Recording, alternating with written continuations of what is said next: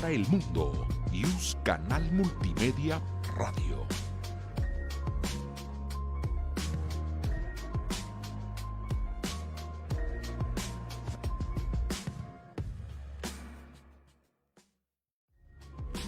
IUS Canal Multimedia. Derecho a tus oídos. Desde la Ciudad de México para el mundo. IUS Canal Multimedia Radio. IUS Canal Multimedia presenta Mundo Forense, conducido por Zoraida García Castillo, Anaí Rodríguez González y Carla Vázquez Barrera. Un programa de la Escuela Nacional de Ciencia Forense y la Facultad de Derecho de la UNAM.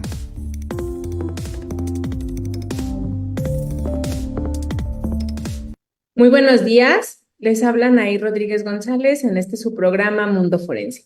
El día de hoy estamos transmitiendo desde la página de Facebook del canal IUS Multimedia de la Facultad de Derecho de la UNAM y queremos dar las gracias a la Facultad de Derecho por propiciar este espacio.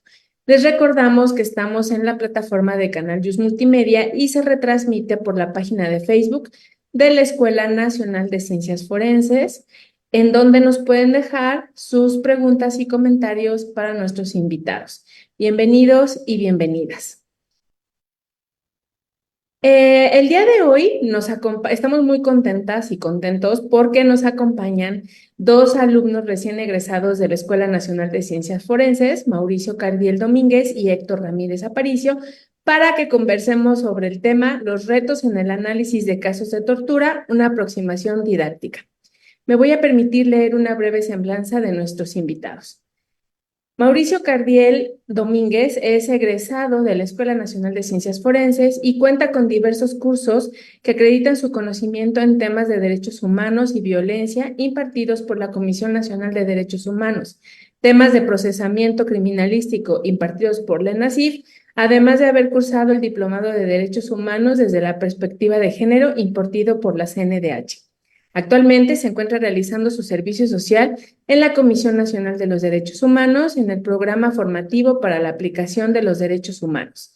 Es parte del proyecto Diseño e Implementación de Actividades de Enseñanza para fortalecer las competencias y actividades profesionales confiables del perfil de egreso de las y los científicos forenses en la investigación de casos de tortura y muertes potencialmente ilícitas, financiado por el Programa de Apoyo a los Proyectos para Innovar y Mejorar la Educación, mejor conocidos como PAPIME, de la DEGAPA de la UNAM.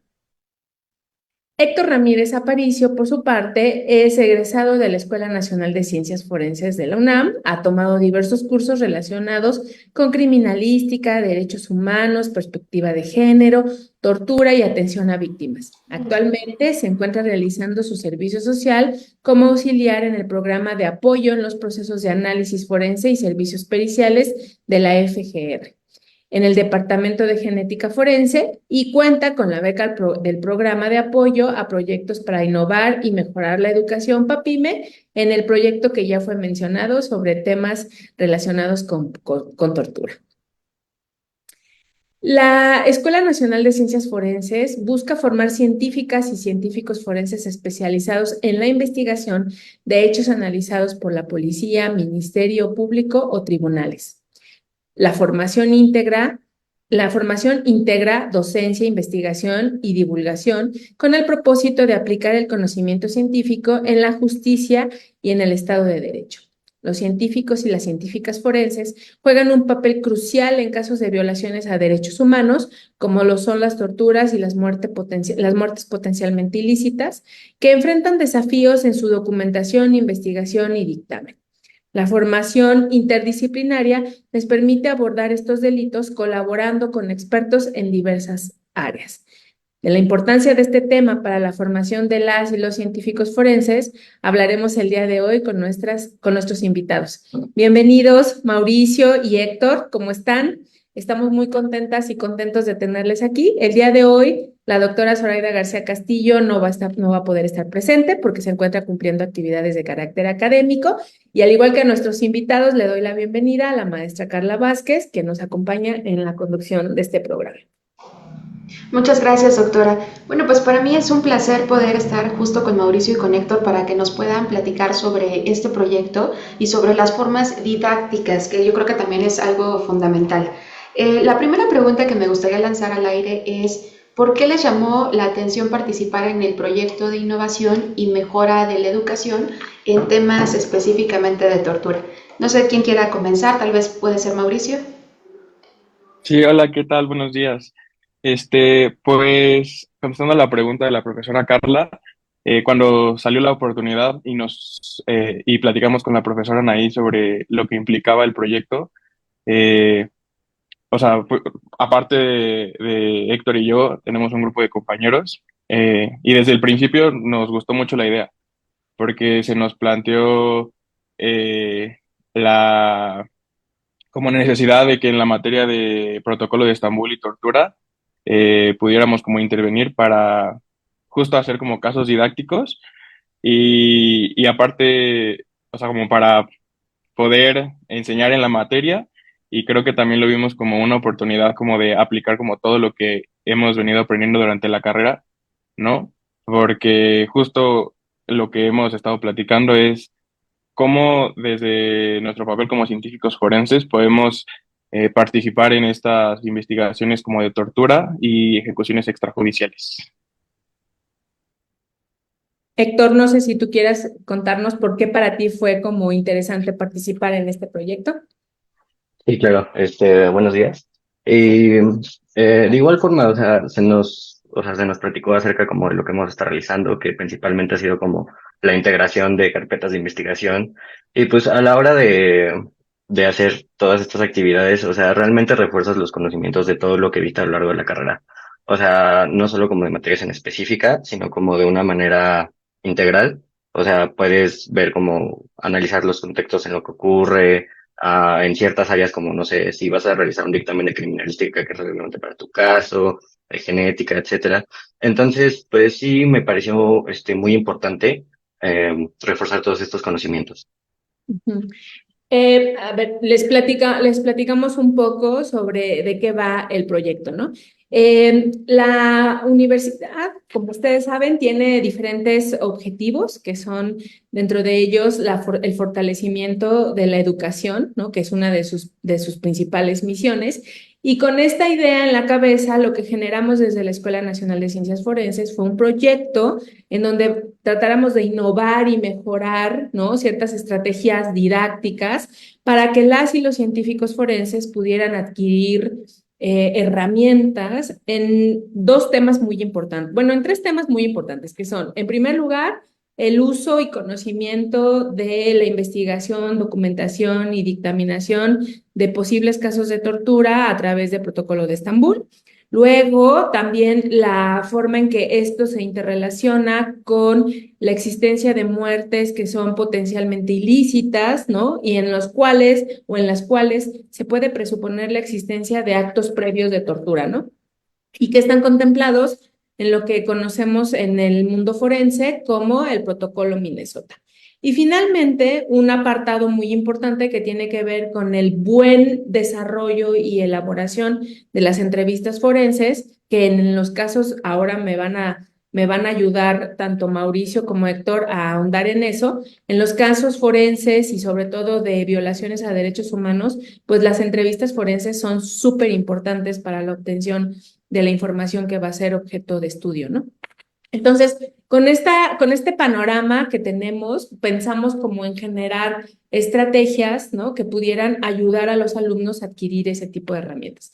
Y así surge el proyecto al cual se les invitó a las y los estudiantes en ese momento de la licenciatura a que participaran y como muy atinadamente dicen tanto Mauricio como Héctor, pues que les permitiera también integrar casos hipotéticos que evidentemente están basados en casos ya dictaminados, sobre todo por organismos internacionales, pero que esos casos nos sirvieran como base para ir construyendo carpetas hipotéticas de investigación las cuales pudieran ser usadas por compañeros de generaciones, ¿no? Que vienen y que pudieran servirles para reforzar ciertos conocimientos. Entonces, esto que se dice muy sencillo, como integremos una carpeta, en realidad ha sido como todo un reto, porque como ya lo platicarán ahorita Mauricio y Héctor, pues les ha tomado prácticamente un año, ¿no? Ir integrando los casos, las carpetas, ir viendo qué es lo que se requiere, entre otras cosas, ¿no? Entonces, en ese sentido, y también reconociendo lo que dice Mauricio, pues ellos forman parte de un equipo mucho más extenso de 8 estudiantes y 2 más que no están trabajando en casos, pero que están ayudando con otras actividades, pero en esencia son 8 estudiantes egresados ya, egresadas de la escuela, que están trabajando en la integración de estas carpetas, que seguramente serán de mucha utilidad para la impartición tanto de la materia de Protocolo de Estambul, como el uso en otras materias que pudieran como ser transversales a la información que se presenta, ¿no? Entonces, con eso en la cabeza, me gustaría que nos platicara, ya que el auditorio está puesto un tanto en contexto sobre lo que estamos haciendo, ¿no? Y por qué era muy importante que el día de hoy ustedes acudieran a platicarnos. Me gustaría que un poco nos narraran justo cuáles son los retos, cómo ha sido el proceso de la selección, la integración de la carpeta, qué cosas han tenido que contemplar al momento de crear estos casos hipotéticos, ¿no? Y cuáles son esos aspectos que como científicas y científicos forenses, pues se han visto como, pues no desafiados, porque creo que tienen la formación correcta para hacerlo, pero que han visto como un área de oportunidad para poder desarrollar, ¿no? Entonces, no sé, Héctor, si pudiéramos como platicar un poco sobre justamente estos desafíos en la integración de los casos. Sí, claro. A ver, lo primero que tomamos en cuenta, claro, para la integración de los casos es que fueran casos de tortura, que fueran dictaminados por organismos internacionales. En este caso, al ya tener sentencias, por ejemplo, de la Corte Interamericana de Derechos Humanos, pues ya podemos utilizarlo para tener contexto del caso y ver cómo lo vamos a adaptar al contexto mexicano para poder usarlo de forma didáctica. Bueno, el caso que yo he estado trabajando es acerca de una periodista colombiana, es defensora de derechos humanos y bueno, durante toda su trayectoria como periodista ha informado acerca de los conflictos armados que se tienen al interior de su país. Entonces, por esto claramente ha recibido amenazas de muerte, actos de hostigamiento, etcétera.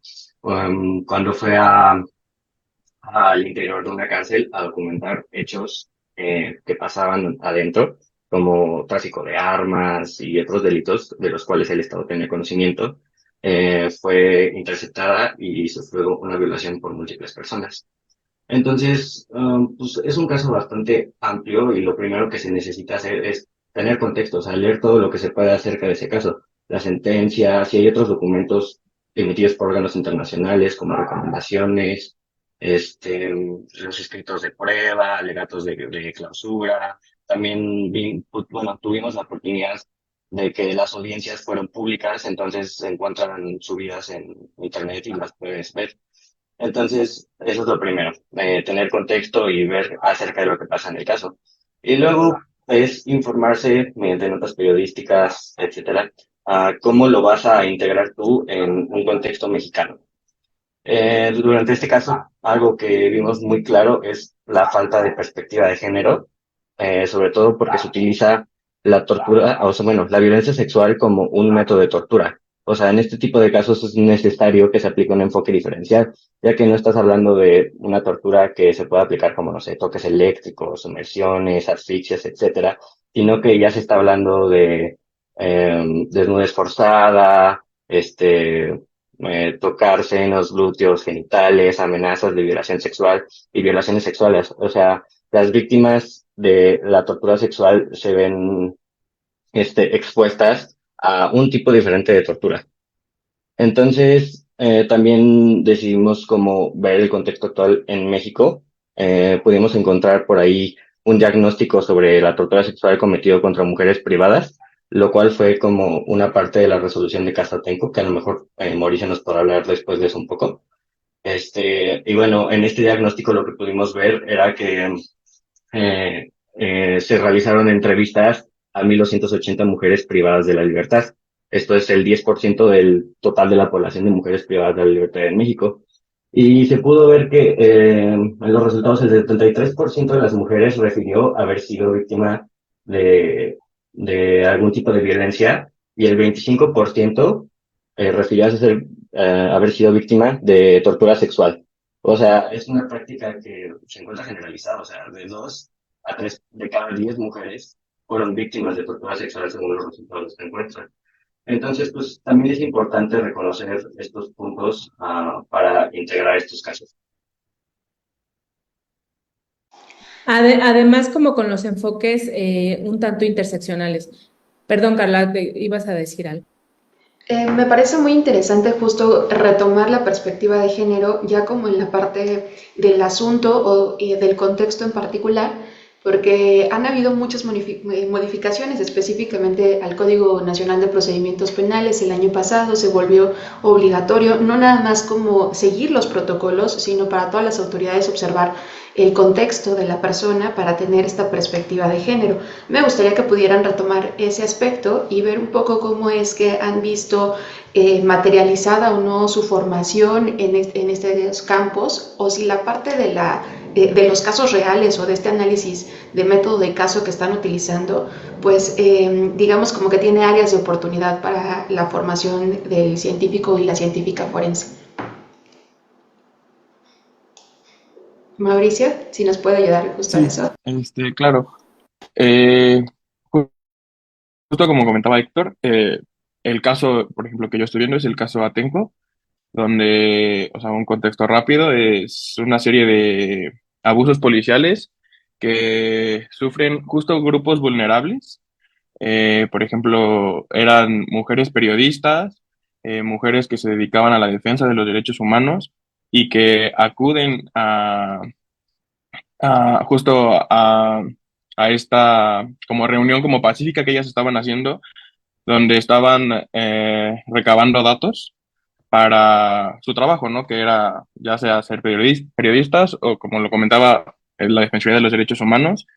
Y entonces, cuando ellas llegan al lugar, se desata todo este operativo policial donde o sea, empieza eh, a haber mucha violencia y, o sea, lo que podemos ver en el caso es que, o sea, los policías actuaban prácticamente como sin ningún tipo de regulación, no estaban capacitados, nadie los supervisaba, ¿no? El operativo policial fue ineficiente, ¿no? Porque, o sea, lo que ellos buscaban era eh, justo como calmar las protestas que hacía el grupo de personas que querían quitar de sus terrenos para construir un aeropuerto. Y entonces, en algún punto se vuelve policías y justo hay muchas mujeres, ¿no? Pero el grupo de mujeres en particular del caso Atenco son 11 mujeres que denuncian todo lo que les pasa, ¿no? Y entonces, como comentaba Héctor, además de golpes, intimidaciones, se ocupan la violencia sexual para, pues para, como método o sea, para menoscabarlas como personas, ¿no? Justo les quitan como esta dignidad que tienen como personas mediante la violencia sexual para dejarlas en ese estado de indefensión. Y entonces, retomando la pregunta de la profesora Carla de la perspectiva de género, cuando llegan a los centros de detención o los centros penitenciarios, pues no hay, ¿no? No se ve nada de como un enfoque diferenciado, ¿no? Se burlan de ellas, les niegan el acceso a una, por ejemplo, en la revisión médica, ¿no? No hay ginecólogos, los mismos médicos legistas del penal se burlan de ellas, ¿no? Las revictimizan. Entonces, justo es uno de los retos que hemos estado como enfrentando, ¿no? Ver qué se puede hacer o qué deberíamos de aprender nosotros como científicos forenses para detectar, ¿no? Por ejemplo, cuando la perspectiva de género, pues en todos los casos es necesaria, pero ver cómo pareciera que a las autoridades no les interesa, o sea, que no se ve que no están capacitadas, ¿no? Básicamente ese es uno de los retos que hemos estado viendo. Como hemos platicado en algunos otros programas que hemos tenido acá, el año pasado, a mediados del año, hubo como una modificación significativa al protocolo de Estambul. En realidad, hubo más que nada adiciones, ¿no? O puntualizaciones que eran necesarias. No es que el protocolo en esencia haya cambiado, sino que más bien se amplió o profundizó como en ciertas cuestiones especiales. Entonces, en ese sentido, creo que una de las cosas que nosotras y nosotros en el grupo de trabajo detectamos con ustedes fue establecer casos que hicieran o dieran cuenta de estos enfoques interseccionales, ¿no? De los que está hablando como el propio protocolo. Es decir, ya hablaba Héctor como una mujer que es además periodista, ¿no? Que tiene esa condición que la pone en situación de vulnerabilidad. Acá tenemos mujeres en un contexto político, ¿no? Pero también hay como casos que están relacionados con comunidades indígenas, ¿no? Personas que se encuentran privadas de la libertad, etcétera. Ahora, una cosa que creo que será interesante y que tal vez ustedes pudieran como compartirnos es que parten de casos que ya están, como bien decía Héctor, discutidos y sentenciados por organismos internacionales. Eso lo que nos permite es mirar justamente cómo en los espacios locales, en los estados, en este caso el estado mexicano, colombiano o el que sea responsable, se llevó en una primera instancia la investigación y documentación de los casos, que estuvo lleno obviamente como de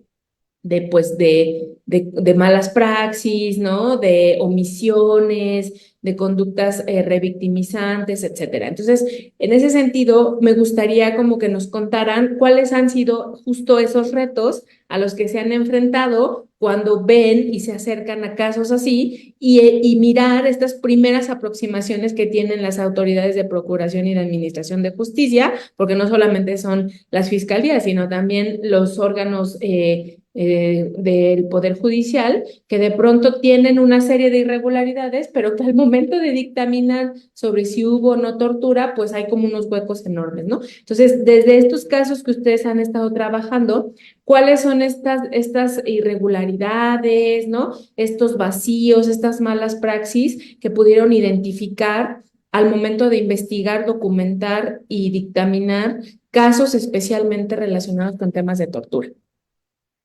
No sé, Mauricio. Primero Mauricio y Sí, luego Héctor.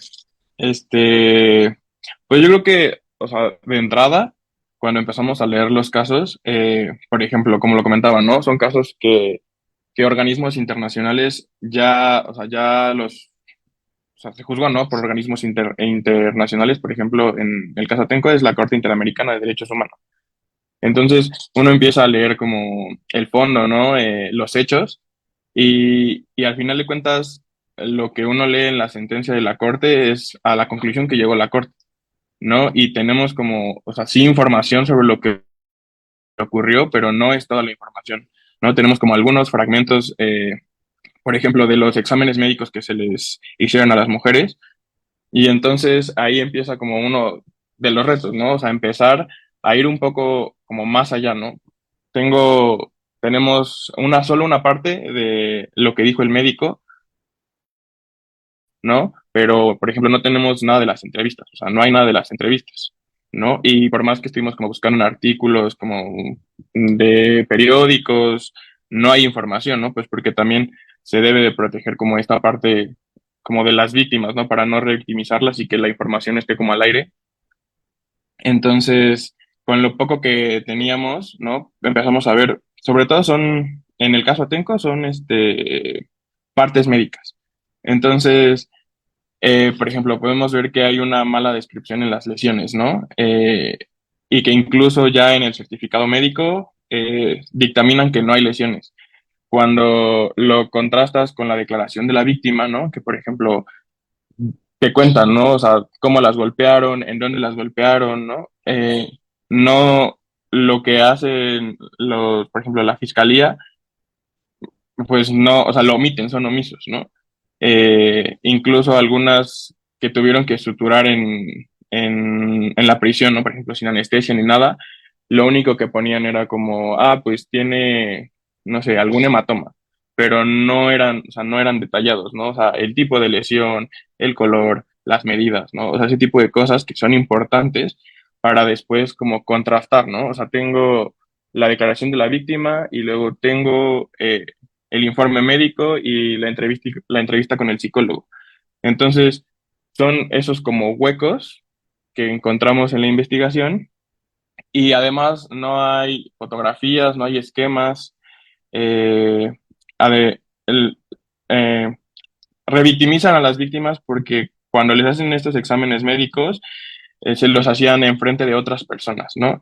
O sea, había 50 detenidos y enfrente de los 50 detenidos volvían, ¿no? Por ejemplo, la desnudez, ¿no? Ese estado de indefensión en el que están, ¿no? Todo el proceso que viven es, o sea, una y otra situación que nos lleva otra vez como a la tortura. Y Eso en tu sería caso, como... sí, gracias, Mauricio. Y en tu caso, Héctor. Sí, creo que esto que dice Mauricio es muy importante, o sea, ver con qué información contamos, porque pues cada caso es único. En mi caso, preponderar las entrevistas es muy importante. O sea, creo que cuando pensamos en casos de tortura, automáticamente pensamos en que el dictamen basado en protocolo de Estambul es lo más importante. Y no, o sea, ciertamente es una guía que contiene directrices para la investigación de este delito. O sea, son normas mínimas que se tienen que seguir, pero no es un protocolo fijo ni es la única prueba que se tiene que considerar cuando se está hablando de casos de tortura. O sea, el mismo protocolo de Estambul nos dice que no se debe dictaminar si existe o no tortura, o sea, esa no es tarea del perito. Se debe concluir si existe o no consistencia entre la evidencia que se tiene y la tortura. Entonces es muy importante este apartado de con qué evidencia contamos. Se deben de analizar más elementos cuando estamos hablando de casos tan complejos. O sea, se pueden tomar las declaraciones de las víctimas, declaraciones de testigos, de imputados, con qué evidencia material contamos en ese momento. También pruebas periciales de otras áreas, a lo mejor toxicología, criminalística, dactiloscopía, genética. O sea, es muy importante ese tema de que la tortura debe ser abordada de una manera multidisciplinaria, multi e interdisciplinaria, y no solo considerando el dictamen médico-psicológico como lo más relevante. O sea, hay que analizar con qué evidencia contamos y qué de esto nos sirve para, pues, a final de cuentas, lo que se busca es acreditar el delito de tortura.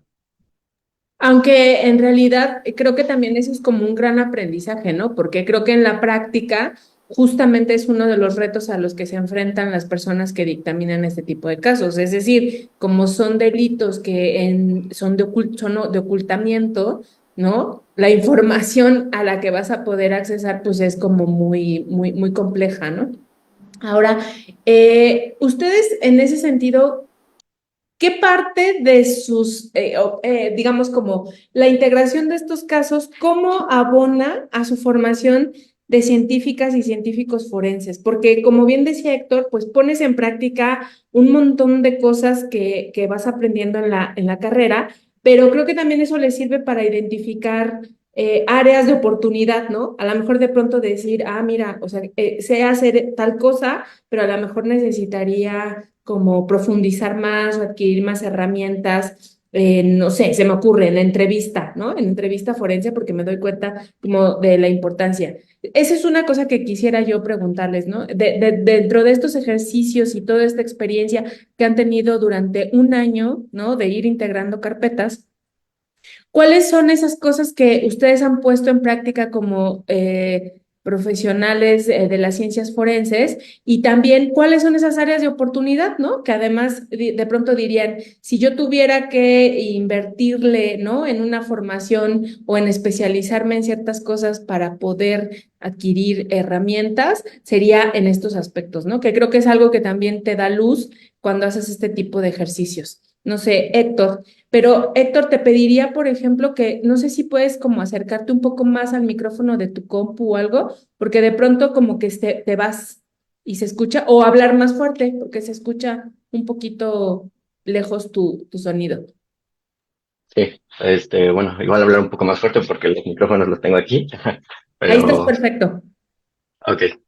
Em, pues creo que, o sea, podemos ver demasiadas áreas de oportunidad que tenemos al momento de integrar estas carpetas de investigación, sobre todo en ciertas áreas, o sea, por ejemplo, el estar realizando algún dictamen, no sé, en genética, yo que estuve realizando el servicio social en esta área, pues son temas que he estado practicando constantemente durante los últimos 6 meses, pero no sé, a lo mejor si nos vamos a otro dictamen y necesitas integrar un dictamen en dactiloscopía, pues, o sea, nos sirvió en primera porque pues, estarte capacitando constantemente, buscar bibliografía, buscar fuentes, elaborar un dictamen no es sencillo. Entonces, pues, para buscar, siempre estar como actualizado como en ciertos temas. Y también en destacar cuáles son los elementos importantes que se está hablando. O sea, porque a final de cuentas, mm, si se busca hacer como esta investigación de forma didáctica, no se trata de que todo en el dictamen se encuentre bien hecho, o sea, como si se encontrara perfecto. En la realidad no pasa. O sea, claramente, cuando tú estás realizando una investigación, como lo dijo Mauricio, puedes encontrar muchísimos errores en el informe de lesiones que yo también lo llegué a ver. O sea, en el caso se puede ver que incluso se llegaron a perder documentos, o sea, no figuran el informe el informe de lesiones en mi caso en ningún lado y sí se realizó. Entonces, ver estos elementos que sí son importantes y cómo los vas a tratar para poder acreditar la apertura. Muy bien. ¿Y en tu caso, Mauricio? Pues sí, o sea, justo como lo está, bueno, es algo que hemos debatido creo que durante la carrera, ¿no? O sea, porque durante nuestra formación se nos enseña lo que debería de ser, ¿no? O sea, lo ideal. ¿Qué debe tener un dictamen, ¿no? La metodología, cómo se va a seguir, ¿no? Y ya cuando te enfrentas a la realidad y ves que las cosas no son así, ¿no? Es cuando, o sea, vemos cómo podríamos desempeñarnos como científicos forenses, ¿no? O sea, como justo estar durante toda la investigación, ¿no? O sea, hacer como esa ayuda, ¿no?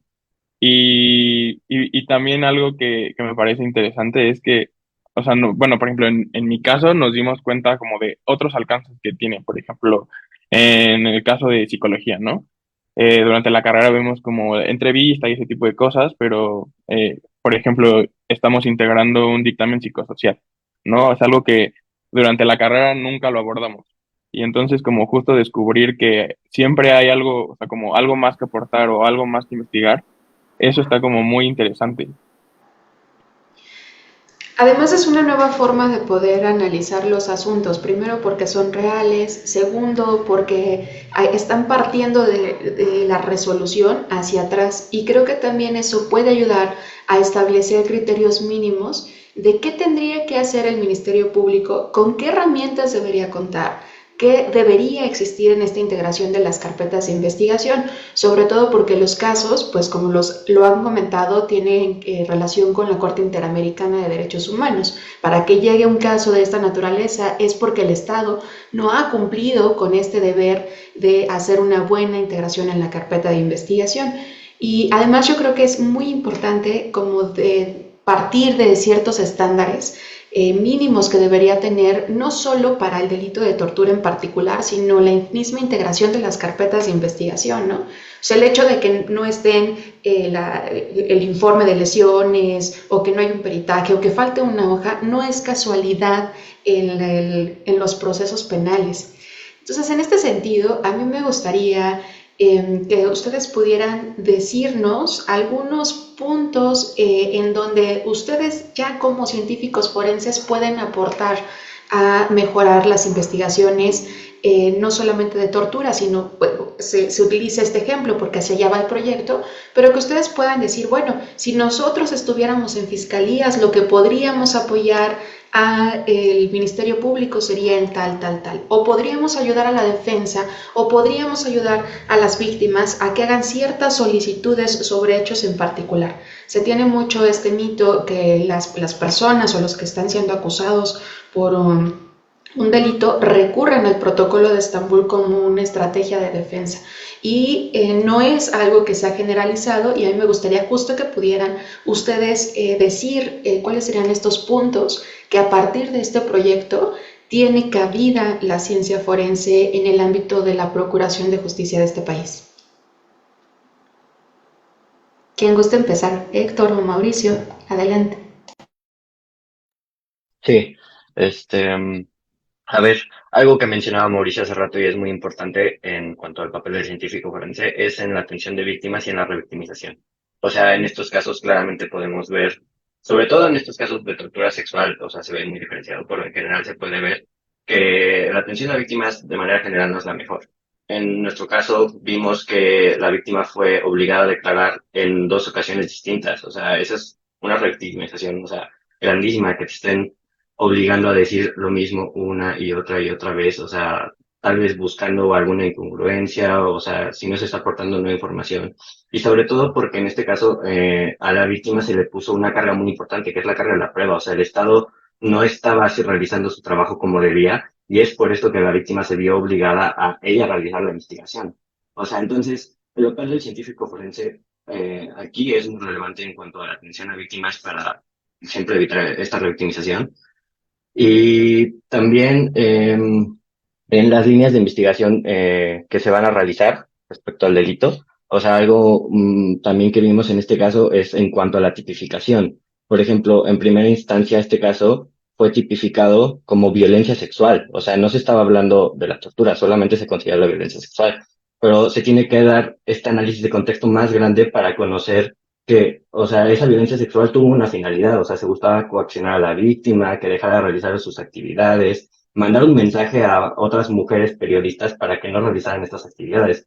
Entonces, tomar en cuenta como todo este contexto durante la línea de investigación, y finalmente también diría que, pues, analizar estos errores que se tienen en los documentos, o sea, ya sean los informes de lesiones, en algunos dictámenes, qué es lo que hace falta y proponer para llenar estos vacíos. Creo que estos son como los tres puntos más importantes.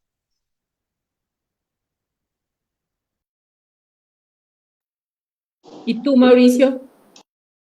Este, pues sí, retomando un poco lo que dice Héctor, creo que, o sea, como la atención a víctimas es muy importante, pero también algo que me parece importante es como, o sea, como vigilar, ¿no? O sea, desde la detención de una persona se estén, por ejemplo, o sea, respetando como los derechos humanos, ¿no? Y que ya, por ejemplo, con el Ministerio Público, justo apoyar, ¿no? Y desde el papel de la ciencia y desde la perspectiva de la ciencia forense decir como, ok, necesito que, o sea, los dictámenes que quieras que se realicen, justo ocupen este enfoque diferencial, ¿no? Con perspectiva de género, que no simplemente actúen por actuar, ¿no? O, no sé, pidan un dictamen, no sé, en genética porque, no sé, es muy científico, ¿no? O sea, justo como el análisis de contexto, que se tome en cuenta que, o sea, un delito no es un hecho aislado, ¿no? Así como, ay, por ejemplo, en el caso de la tortura, como decía Héctor, o sea, se ocupan ciertos mecanismos para menoscabar, ¿no? A las personas, para intimidarlas. Y que entonces veamos como este enfoque como multidisciplinario, transdisciplinario, ¿no? Y que se vele porque todas las investigaciones sean así, ¿no? O sea, no solamente en casos de tortura, sino de cualquier delito.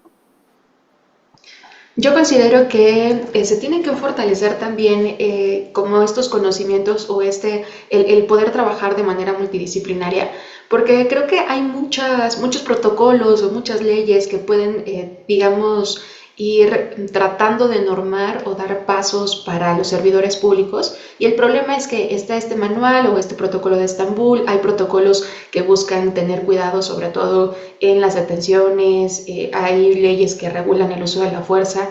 El punto principal es por qué si tenemos tanta legislación sigue existiendo este tipo de casos de manera constante y cómo es que los servidores públicos no observan que elementos como la violencia sexual realmente se pueden transformar en un elemento de tortura principal. Entonces, ¿cómo poder hacer que estos servidores públicos puedan comprender que deben cuidar no las formas únicamente por cumplir con los manuales, sino también porque están tratando con víctimas de un delito o porque están haciendo que las personas cuenten una y otra vez los hechos? Entonces, ¿cómo poder tener estas mejoras a nivel de los servidores públicos? ¿Cómo poder hacer conscientes de la importancia de tener mucho cuidado cuando se habla de estas temáticas o incluso desde los policías que participan en las detenciones de las personas?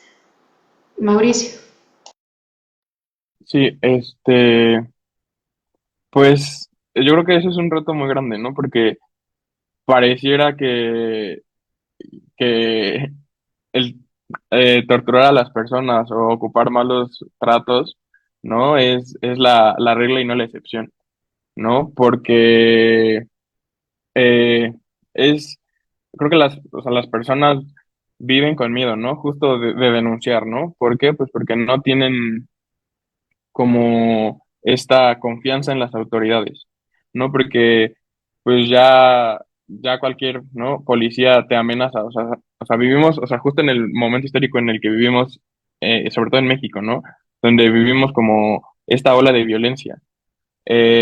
La capacitación, o sea, creo que lo principal es la capacitación y la selección como del personal, ¿no? O sea, por ejemplo, de esta policía de investigación, ¿no?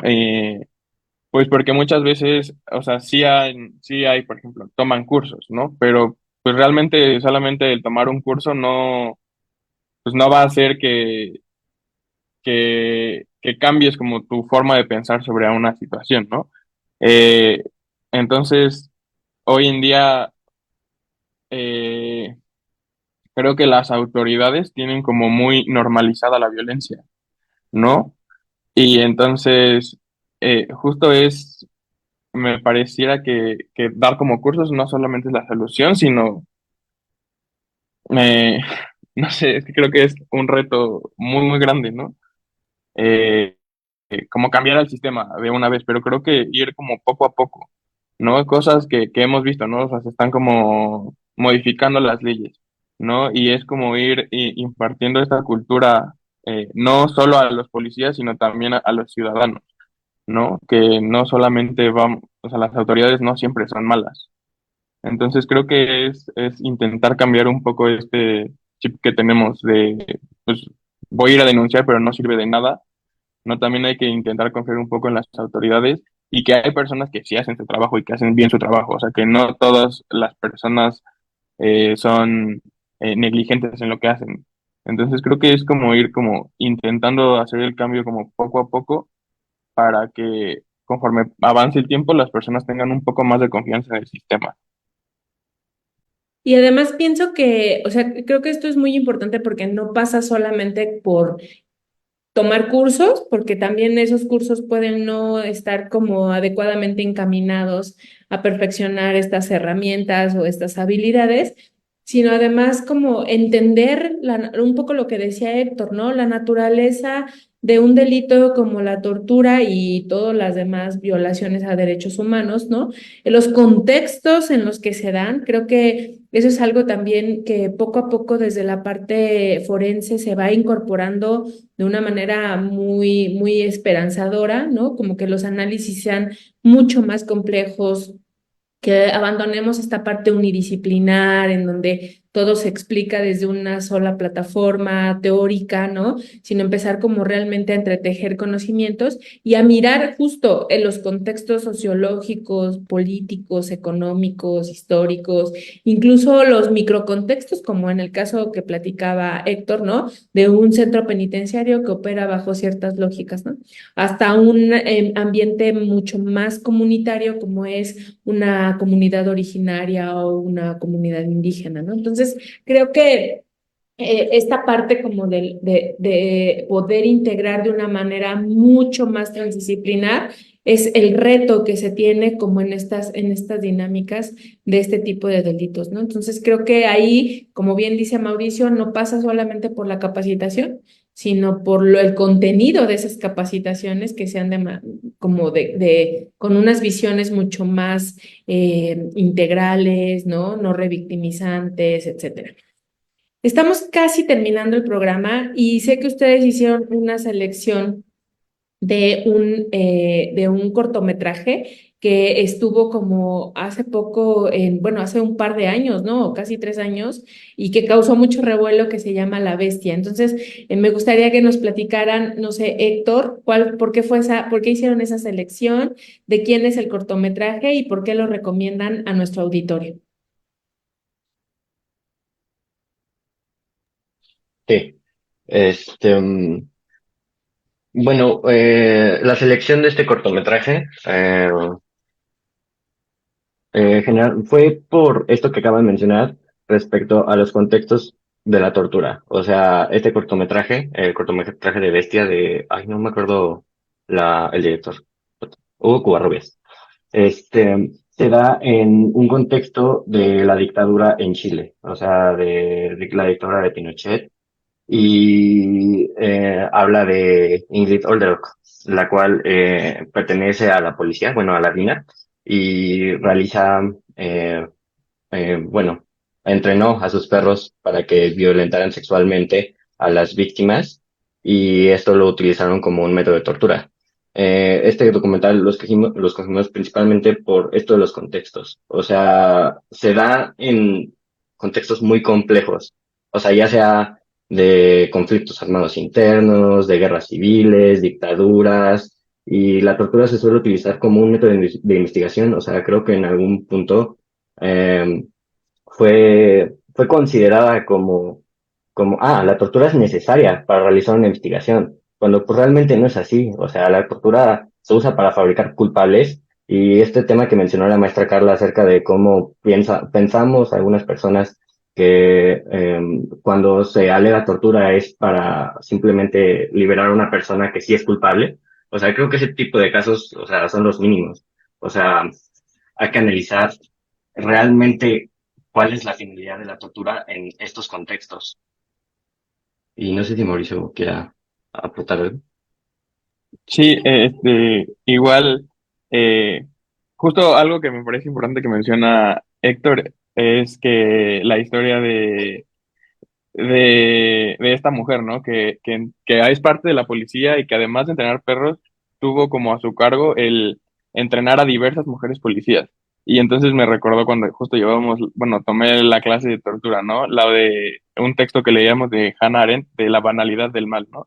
Donde, o sea, ella entrena a estas, o sea, a este otro grupo de mujeres y entonces carecen como de este pensamiento crítico, de esta reflexión y simplemente pues eh, imitan, ¿no? O sea, lo que se les enseñó y entonces, o sea, no van más allá de lo que se les enseña.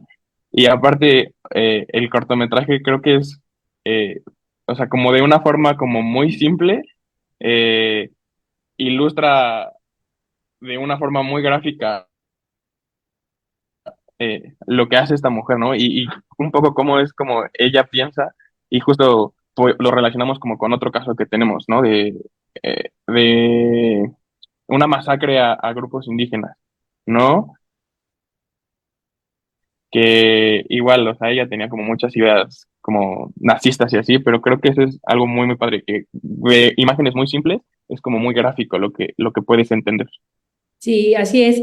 De verdad, quien no lo ha visto, vean ese cortometraje sobre la vida de Ingrid Ordelock, ¿no? Que después habla sobre un tema muy interesante que es los torturadores se forman, no nacen, se forman. Es un tema como de estructura, ¿no? Es un problema sistémico, perdón.